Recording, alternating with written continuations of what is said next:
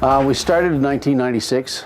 We now have 5 employees, and we're located at 116 Ann Street South at the corner of Ann and Brock, right opposite Powell Jones and beside Heinz Burgers. One of the challenges that I enjoy and get a little bit emotional about sometimes is when someone's coming in and they're starting a business. Been there, done that. Know that it's a long road, and some people go into business with an education and a background, knowing what they're getting into, and some people don't. And learning how to promote your business can be a very difficult and painful process, so a lot of mistakes are made. Try to give advice where you can. You tend to steer people to things that you know will work. Typically we start with doing a business card. Then we'll do something in the way of a flyer or a brochure to help them promote their business. Design a website. One of the other things that's kind of gotten lost in the woodwork, so to speak, is direct mail. There's a lot of social media, et cetera, that's now being expanded into, but that social media still needs to be able to promote you in conjunction with some of the tools that have been used in the past that still work. Still, if you ask people today how they like to hear about new products and new services, 80% of them will tell you they'd like to get it in the mail. So, guiding them through that process and watching them grow. In the last couple of years, we've had a few people that have come through our doors that have done just that.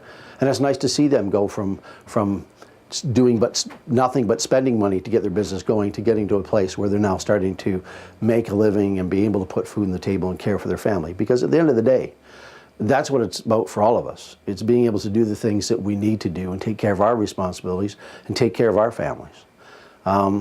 So it is, it's a family-run business, but it's us doing what we can to help you take care of your family. We lived in Manitoba for a number of years, and I was driving truck, actually, and hurt my back, and we decided as a family we'd move back to Ontario, which is our roots. My wife is from Thunder Bay area, and I grew up in Stouffville. And we started looking for something to do, and with my back being the way it was, I needed to be able to work for myself, because every now and then I had to go lay down and just take it easy, and most employers don't accept that too easily. So there was huge changes happening right at the time that we got into the business. So I learned all the new technology. It wasn't until I was at a print show down in St. Catharines that we went to a museum down there, and that's when I realized that some of these fellows that I was rubbing shoulders with had a lot of history in the print business. Fellow walked into a shop and they had an old letterpress there, and he started setting up type as quickly as I could blink. And I was just amazed, and so we talked about that, and that's when I became aware that there was a huge change happening in the industry that I was a part of.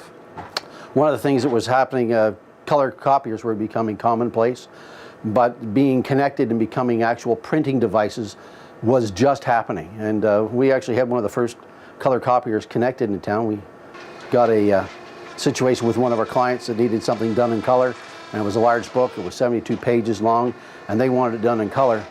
And so we made a call, got our machine connected, and we started with that contract, and it made a big difference for us. It kept us alive, because that was really at the very beginning of our business, and without that, it would have been tough to put food on the table.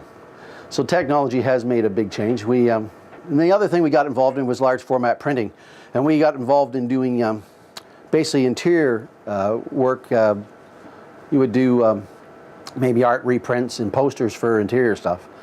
But when I got involved in the sign business, moving into the technology that allowed us to do outdoor signage as well as indoor print was important, and so we ended up bringing in that technology. And as much as people like to think it's tried and true and it's up and running, there's a lot of changes in that technology even happening now.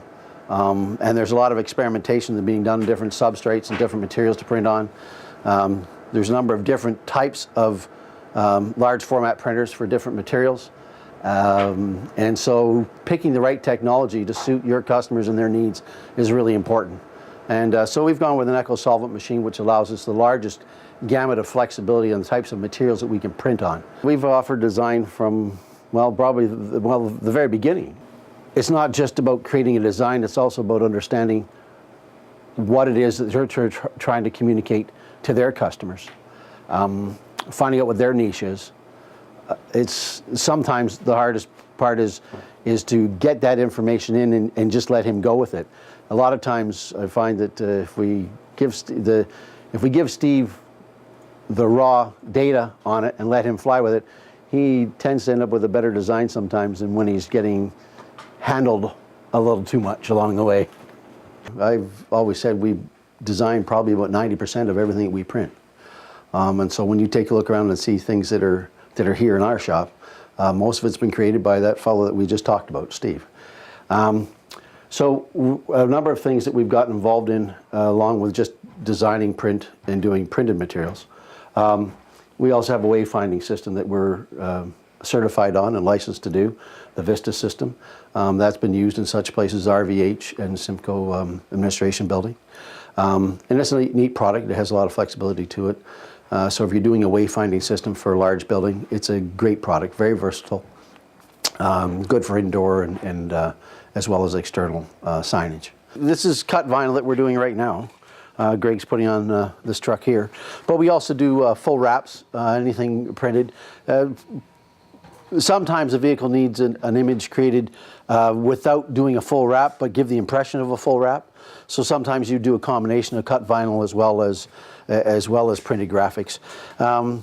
On back windows and things like that, we do have a product that's called perforated vinyl, which allows you to see out from inside the vehicle. People who travel on the buses would know that product because you can't see in, but you can see out. And that's been a kind of one of the new products that have been offered in the industry in the last 10 years or so. The largest we've done is a 45-foot trailer. We can't move that in here, but we do have other facilities that we can expand to do those types of things. The place can run without me, but it can't run without her. We never collect a dime if it wasn't for Kelly, because she does up all our invoices. But she also does all our finishing, and she takes care of so many little things that we just don't think of on a day-to-day basis. Some of the things that we've been involved in our community that have been important to us. We're involved in Emmanuel Baptist Church. I've been there now for 8 or 9 years and enjoy reaching into our community through that avenue. I joined Rotary 13 years ago, and I found out about the good work that Rotary does. And long and short of it is, I've been a member now for 13 years and I'm very thankful to be a part of it. And nice to see the work that's done by Rotary in this community and worldwide. It's nice to be given those opportunities to be able to give back, not only to the people that you rub shoulders with on a day-to-day basis, but also to those that you would never otherwise know, who have needs that are far greater than ours in many cases. So that's why we do what we do, to enable us to be able to give back and give to others.